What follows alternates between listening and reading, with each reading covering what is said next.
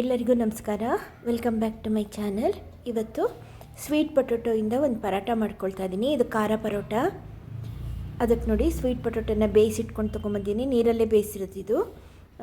ಸ್ವಲ್ಪ ಬೇಗ ತೆಕ್ಕೊಂಡಿದ್ದೀನಿ ಅಷ್ಟೇ, ತುಂಬ ಹಣ್ಣಾಗಬಿಟ್ಟಿಲ್ಲ.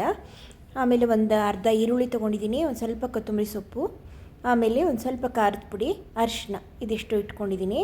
ಬೇಕಾದ್ರೆ ಇದನ್ನು ಸ್ವೀಟ್ ಪರೋಟ ಕೂಡ ಮಾಡ್ಕೋಬೋದು. ಇದೇ ಸ್ವೀಟ್ ಪೊಟೊಟೊಗೆ ಬೆಲ್ಲ ಮತ್ತು ಒಂದು ಸ್ವಲ್ಪ ಕಾಯಿ ತುರಿ, ಏಲಕ್ಕಿ ಹಾಕ್ಕೊಂಡು ಅದು ಫಿಲ್ಲಿಂಗ್ ಮಾಡ್ಕೊಳ್ಬೋದು ಚಪಾತಿ ಜೊತೆಗೆ. ಅದು ಕೂಡ ತುಂಬ ಚೆನ್ನಾಗಿರುತ್ತೆ. ನೋಡಿ, ಈಗ ಅದನ್ನು ತುರ್ಕೊಂಡಿದ್ದೀನಿ.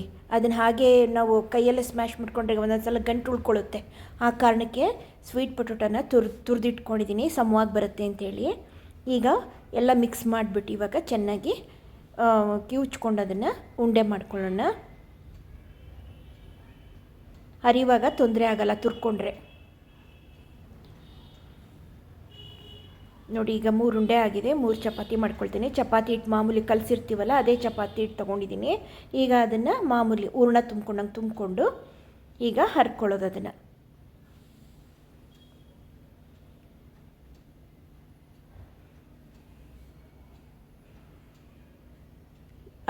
ಸ್ವೀಟ್ ಪೊಟೊಟೊ ಮಾತ್ರ ಬೇಯಿಸ್ಕೊಳ್ಳುವಾಗ ತುಂಬ ಹಣ್ಣಾಗೋಂಗೆ ಬೇಯಿಸ್ಕೋಬಾರ್ದು. ಅಂದರೆ ತುಂಬ ಸಾಫ್ಟ್ ಆಗಿಬಿಡಬಾರ್ದು. ಸಾಫ್ಟ್ ಆಗಿಬಿಟ್ರೆ ಆವಾಗ ಆ ಪರೋಟ ಹರಿಯೋಕ್ಕೆ ಚೆನ್ನಾಗಿ ಬರಲ್ಲ. ಅದು ಬೆಲ್ಲ ಮತ್ತು ಕಾಯಿ ಹಾಕ್ಬಿಟ್ಟು ಮಾಡಿಕೊಂಡ್ರು ಕೂಡ ಅದು ಕೂಡ ತುಂಬ ಚೆನ್ನಾಗಿರುತ್ತೆ. ಅದು ಒಂದಿನ ಮಾಡ್ತೀನಿ, ತೋರಿಸ್ತೀನಿ ಅದನ್ನು ಕೂಡ. ಅಂದರೆ ಅದನ್ನು ಸಿಹಿಗೆಣಸಿನ ಹೋಳಿಗೆ ಅಂತ ನಾನು ಮಾಡಿದ್ದೀನಿ, ಆದರೆ ಅದಕ್ಕೆ ಮೈದಾ ಹಿಟ್ಟು ಹಾಕಿದ್ದೆ. ಚಪಾತಿಲಿ ಹಾಕಿ ಚಪಾತಿ ಹಿಟ್ಟಲ್ಲಿ ಹಾಕ್ಬಿಟ್ಟು ಪರೋಟ ಟೈಪ್ ಮಾಡಿ ತೋರಿಸ್ತೀನಿ ಒಂದ್ಸಲ.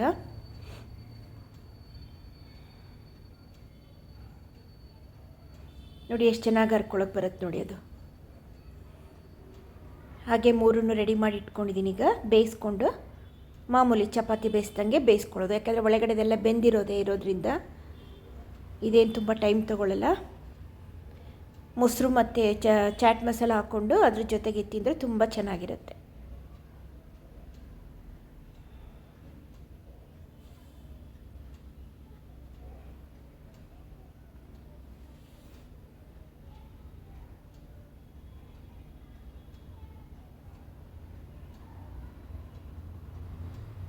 ತುಂಬ ಈಸಿನೂ ಇದೆ ಮಾಡೋದು, ಟೇಸ್ಟಿಯಾಗೂ ಕೂಡ ಇರುತ್ತೆ.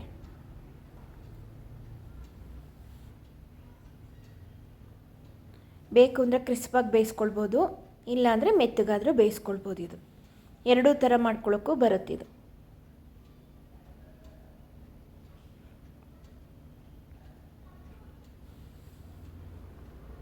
ನೋಡಿ ಆಯ್ತು, ಇದು ರೆಡಿ ಆಯಿತು. ಡಿಫ್ರೆಂಟಾಗಿರೋ ಸ್ವೀಟ್ ಪೊಟೊಟೊ ಪರೋಟ ರೆಡಿ.